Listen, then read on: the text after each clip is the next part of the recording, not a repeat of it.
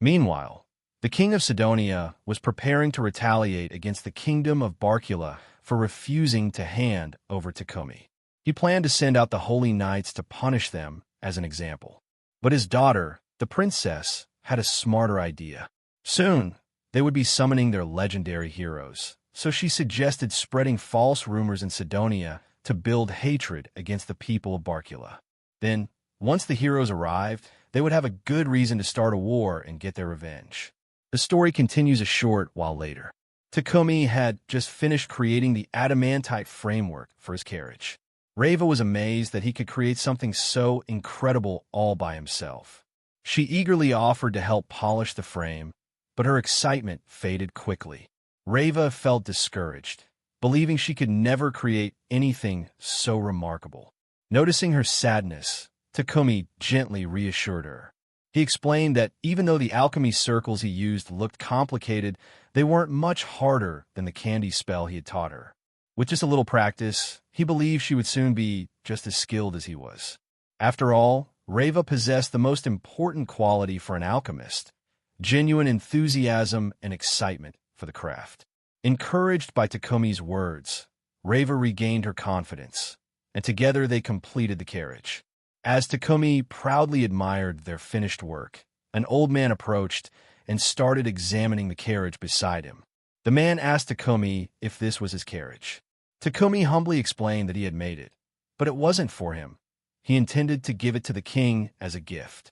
Just then, a group of people rushed toward them, shouting excitedly for the king's attention.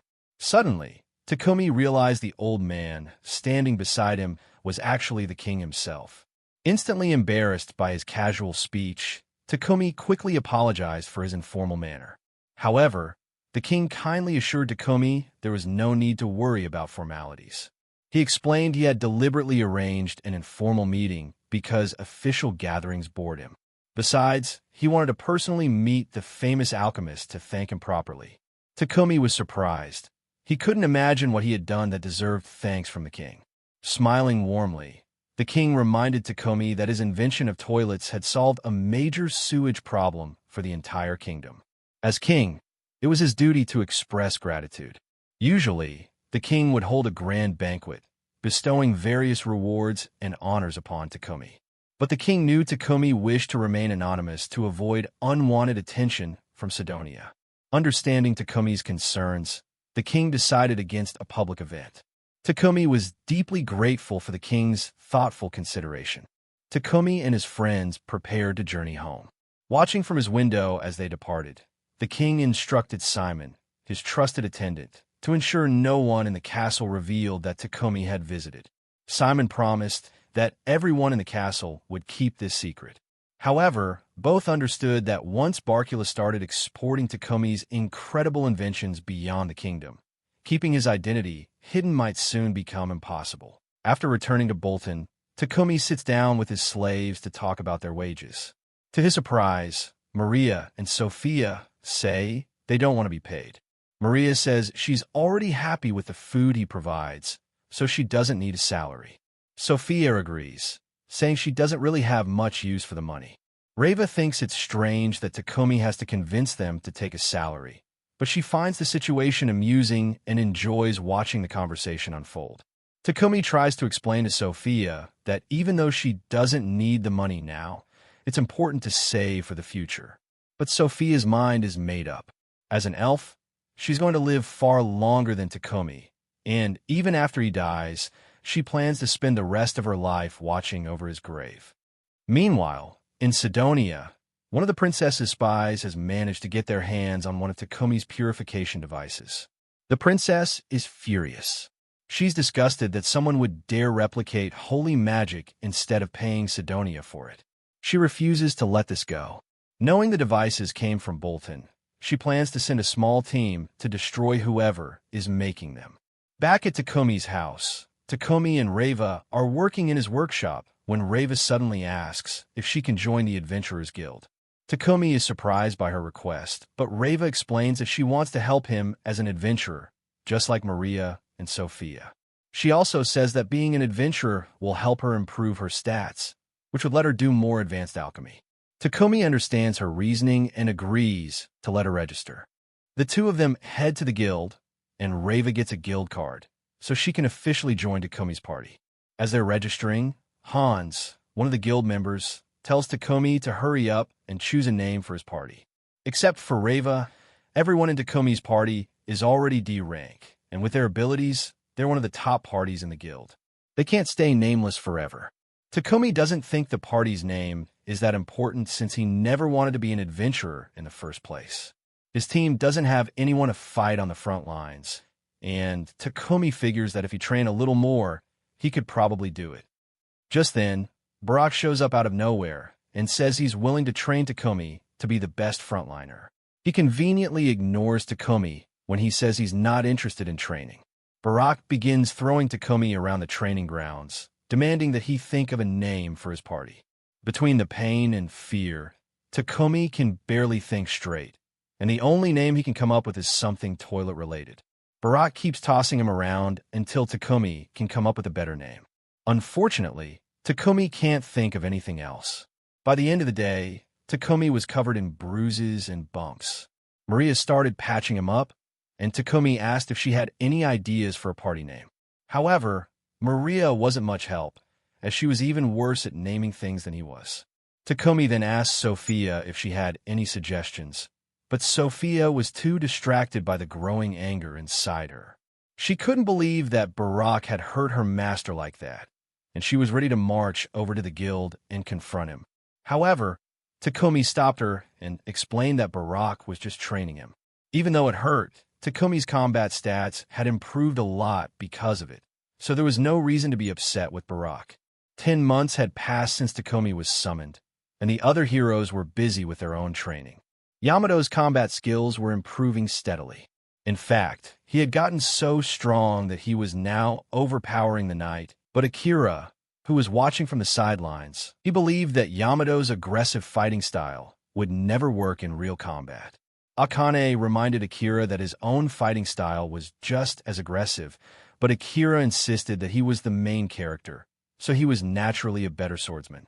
Akira then asked if Akane wanted to join him in his room for a different kind of training, but Akane ignored him and walked away. Ever since they arrived, she had been trying to find out more about Sidonia and its goddess.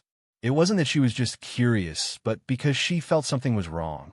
So far, all she had discovered was the doctrine of the Church of Divine Light, which preached human supremacy and treated demi-humans as slaves. On the other hand, she found out about the Church of Creation, which worships Nolan and treats humans and demi-humans equally. However, Sidonia was controlled by the Church of Divine Light, and if they had summoned her and the others as heroes to bring world peace, she began to worry about what the royal family might want them to do. Back with Takumi, he gave Reva a ring and a staff to help her with their adventuring.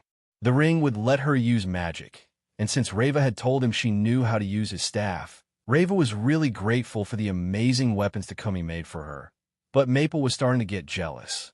She wondered why Takumi never made weapons for her. But Takumi had made one for her too, and he had Reva help make it. The next day, Takumi was training with Barak again. He tried to think of a name for his party so he could get out of more training, but the best he could come up with was Cat's Claw, which was just a copy of Lion's Fawn.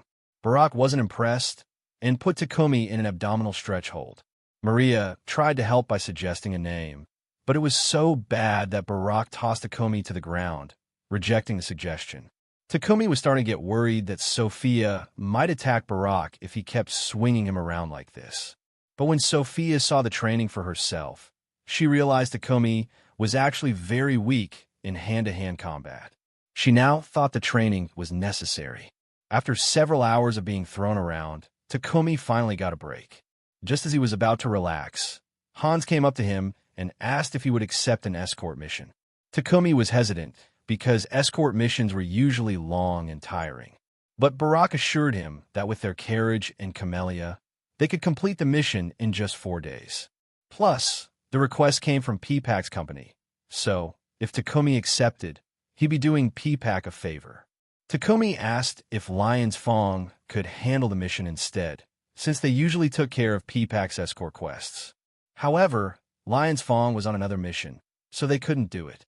Takumi still didn't want to accept the quest, but everyone else thought it would be a good idea, so he reluctantly agreed. They set off on their journey to the town of Kilgus. The man they were escorting said he felt much safer with Takumi and his party protecting him. He planned to sell some basic necessities and purification devices, but he also needed Takumi to buy some milk for him. Takumi was shocked to learn that milk existed in this world since he had never seen any before. Kilgus also had other dairy products like cheese, which excited Takumi. He started to look forward to the trip. Once they arrived in Kilgus, Takumi had everyone try cream stew for the first time. As they took their first bite, they all agreed it was really tasty and unique since they had never tasted anything like it before.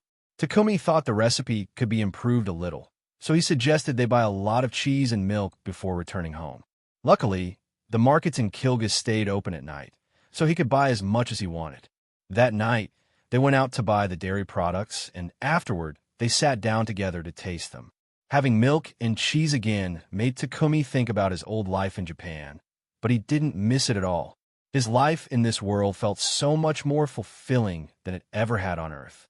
Sophia noticed Takumi was deep in thought and asked if something was wrong. Takumi then asked her if she ever thought about going back to her hometown. Sophia smiled and said that she preferred her current life too much to think about the past. She had spent 50 years trapped by a curse, but after making a contract with Takumi, she had found a new life. Now, all she cared about was moving forward with Takumi and the others. Everyone else agreed with Sophia's sentiment. Takumi understood how everyone felt. Since arriving in this world, it felt like he had been given wings to live his life freely.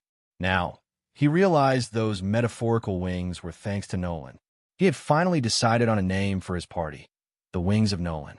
After completing the escort mission, Takumi and the others returned to Bolton. But when they got to his mansion, something felt wrong. The entire room was filled with paralysis poison, and before he could react, the girls were poisoned and captured by two masked men. One of the men tried to stab Takumi, but just before the knife hit, it was knocked away by a web. The second man tried to fight back and knocked him out too. Once the threats were dealt with, Takumi thanked Maple for saving him. He used Cure to remove the poison. Sophia apologized for not being able to protect him, but Takumi reassured her it wasn't her fault. Maple then asked what to do with the other intruder she had caught. Takumi sent Sophia to get Barak from the guild. Once Barak arrived, he took the assassins away and suggested Takumi report the incident to the Lord of Bolton, as it seemed Sidonia had finally found him.